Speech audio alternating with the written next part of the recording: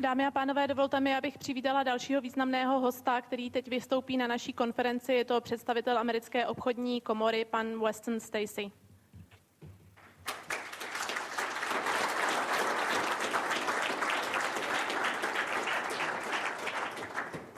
Musím si omlouvat, protože mluvím česky a mám jenom jeden problém. Když mluvím, vůbec nevím, co říkám.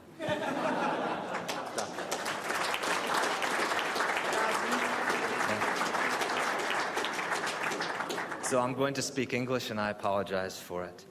Yesterday I was at a conference with Minister Jankowski and someone came up after the conference and told me that you Americans always come into a situation like Batman and try to explain to everyone how to fix things, and you don't understand exactly what the situation is, and that there is a special situation in the Czech Republic concerning corruption.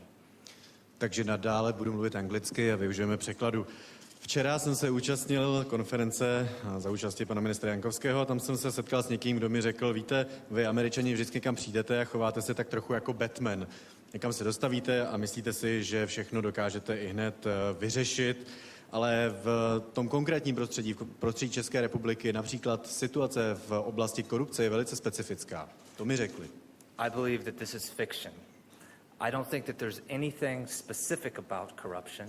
I grew up in the state of Georgia, and I can tell you, in growing up and being a journalist in the state of Georgia, there's nothing that I have seen here since I've been here that I have not seen in the United States. Myslím si, že tento názor je zcela fiktivní. Já jsem vyrůstal v Georgii ve Spojených státech a tam jsem působil jako novinář. A musím říct, že tu situaci, kterou vy prožíváte zde, tak tato situace se nějak neliší od mých zkušeností z mé domoviny. The difference is not that there are people who are corrupt, but the major difference is the number of people who are willing to fight corruption. Nejde ani o to, že by byl nějaký rozdíl v tom, zda existují či ne lidé, kteří se nechají skorumpovat. To, co je tím klíčovým rozhodujícím faktorem, je, zdali existují lidé, kteří jsou připraveni a ochotni proti korupci bojovat. That's why when I went to Washington in October to talk to the State Department, since we don't have an ambassador. Proto jsem se odebral v říjnu do Washingtonu, abych tam hovořil se zástupcem ministerstva zahraničí, protože my tady v Praze zatím stále nemáme ještě velvyslance. I was asked several times why I thought that this time was different when the government said that they wanted to fight corruption. A byla mi položena několikrát otázka, proč se domnívám, že tentokrát skutečně se věci pohnou, proč se tentokrát skutečně věci změní, když to vláda tvrdí. And as you just heard from Minister Jan and as our experiences with Minister Jankowski, we now believe that there are very many competent people working in government who are determined to fight corruption, and we believe the same thing is true in Parliament.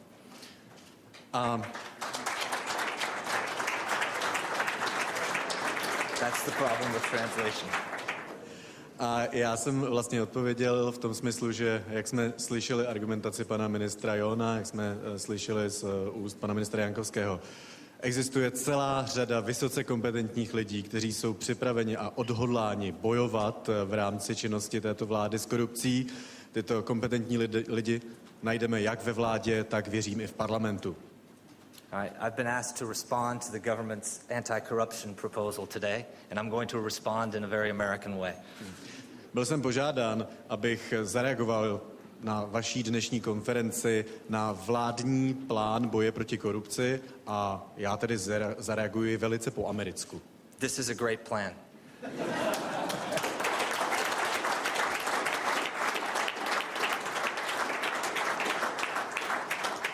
Ten plán je skvělý. The key to fighting corruption, now of course I have to explain what I mean. The key to fighting corruption are clear rules, greater transparency and more accountability. Takže co tím mám na mysli, dovolte, abych to vysvětlil. Klíčem k boji s korupcí, proti korupci jsou jasná pravidla, větší otevřenost a také větší odpovědnost. You need to change more than the laws, you need to change how people implement the laws and how people behave. Nestačí to, že změníte zákony, legislativu. Jde také o to, jak tyto zákony budou uváděny v praxi, jak budou implementovány a jak se změní chování lidí. And this anti-corruption program can do that. A tento protikorupční plán to může dokázat. It addresses critical areas which need improvement: public procurement, public administration, law enforcement, and the rules governing the political community. It sets the right priorities, and it sets clear timetables. And my organization, the American Chamber of Commerce, and I hope the others organizations which are involved in the platform for greater transparency will support the governments in this and do whatever we can to help it be implemented. Tento plán se věnuje zásadním kritickým oblastem, které vyžadují zlepšení, jako například zadávání veřejných zakázek, státní správa, vymahatelnost práva a také pravidla, která se vztahují na politickou dimenzi, na politický život. Také tento plán stanovuje jasné priority a obsahuje také jasné směřování a načasování. Americká obchodní komora, tedy organizace, kterou zastupuji já, a věřím, že i další organizace, které se podílejí na činnosti platformy pro transparentní veřejné zakázky, vítají tento program a budou podporovat vládu v jejím úsilím, aby tento program byl přijat jako zákon co nejrychleji a co nejefektivněji. And I don't want to pick out any measures that are more important than others, but I just wanted to mention a few that are in the government's program, because I think it shows that this government understands that it's not just about rules, it's about changing behavior. Dovolte mi, abych na tomto místě uvedl, že nechci nějakým způsobem vypichovat nebo zdůrazňovat jedna opatření na úkor druhých, nicméně bych stejně rád některá z těchto opatření uvedl, protože ukazují na to, že vláda skutečně chápe, jaké jsou nezbytné změny v rámci toho systému a že je také nutné změnit způsob, jak se lidé v rámci toho systému budou chovat.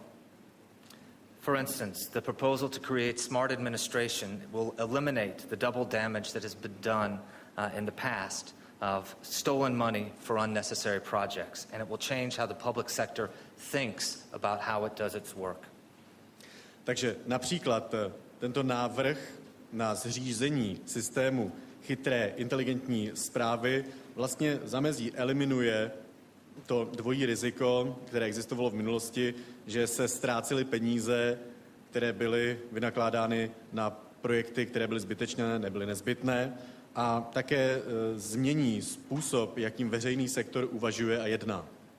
Studying how you can promote and protect whistleblowers realizes how important they are in protecting the state and the public sector from the corrupt elite. Studium a zaměření se na to, jakým způsobem podporovat a chránit oznamovatele korupčního jednání, ukazuje, jak důležitou roli hrají pro stát a pro veřejnost při ochraně před skorumpovanými elitami. Supporting civic watchdog associations will create the public pressure necessary to keep both the government and the business community honest. Podpora kontrolních občanských organizací potom dá vzniknout tlaku, který je nezbytný, aby jak soukromý, tak veřejný sektor byl i nadále čestný. And publishing an annual report on public procurement will inform the public on how effectively governments are doing their job. And I actually think this is a great example that should be used in other countries, including the US. To, že bude zveřejňována výroční zpráva o veřejných zakázkách, je dobré v tom smyslu, že veřejnost bude informována o tom, jak efektivně vláda odvádí svou práci. Myslím si, že to je skvělý příklad, který bychom mohli opakovat i v jiných zemích, například ve Spojených státech.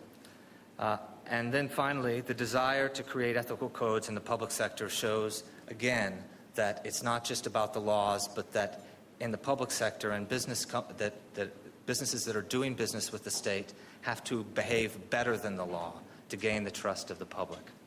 A také na závěr mého výčtu bych chtěl zmínit význam toho, že bude vytvořen určitý etický kodex, který potom napomůže veřejnému sektoru aby pochopil význam pravidel v boji s korupcí a také to nasměruje určitým způsobem podnikatelskou komunitu, jak se má v rámci tohoto systému chovat tak, aby získal důvěru.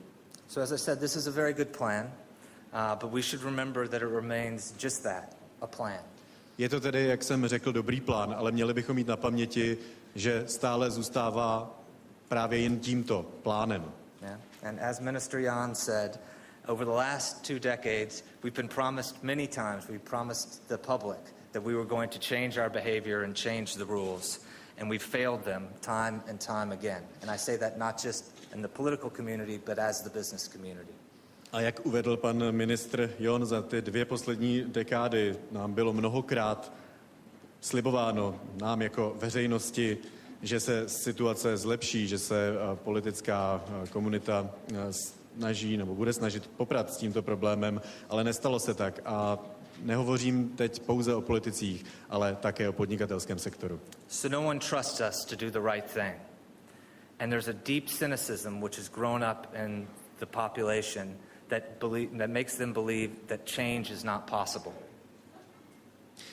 Nikdo už nám tedy nevěří, že dokážeme udělat tu správnou věc a ve veřejnosti je zakořeněný hluboký cynismus, že se vlastně věci už nemohou změnit.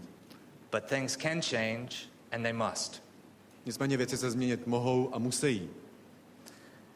And what we can do here, if we want a democratic and prosperous Czech Republic, is make sure that we don't let political differences or rivalries with our business competitors get in the way of reform.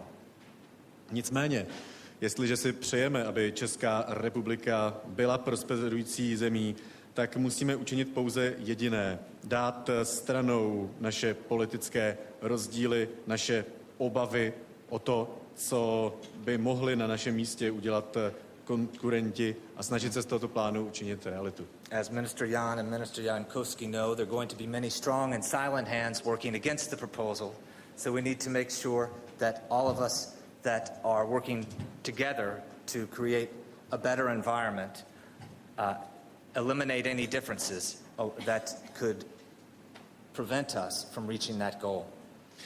Jak uvedl pan ministr Jon a jak zřejmě všichni dobře víme, budou proti tomuto plánu pracovat silné klaky. Ale my se musíme skutečně vynasnažit, abychom dali stranu, abychom se zbavili toho, co nás rozděluje a abychom sloučili své úsilí ve snaze o realizaci tohoto plánu. So, with that, I would like to thank Carolina for inviting me here today. Congratulate Minister Jan on the work on this anti-corruption package and everyone else, and to thank Mr. Jankowski for his leadership on public procurement, and to state once again that the AmCham and the business community recognize that we have a responsibility too for what has happened and what will happen, and we support what you're doing and hope that we can do as much as possible to get this done as quickly as possible. Dovolte mi tedy ještě jednou poděkovat Karolíně. Chtěl bych také poděkovat panu ministru Jonovi za jeho práci na protikorupčním balíčku. Chtěl bych poděkovat panu ministrovi Jankovskému za práci v oblasti transparentnění veřejných zakázek a chtěl bych vás na tomto místě, na tomto fóru ujistit, že americká obchodní komora, stejně jako další podniky, se vynasnažíme, abychom napravili tu situaci, jak existovala v minulosti, abychom skutečně dosáhli prosperujícího života v České republice a vynasnažíme se tedy, ještě jednou opakuji, v tomto smyslu zajistit veškerou nezbytnou podporu. Děkuji vám. Děkuji.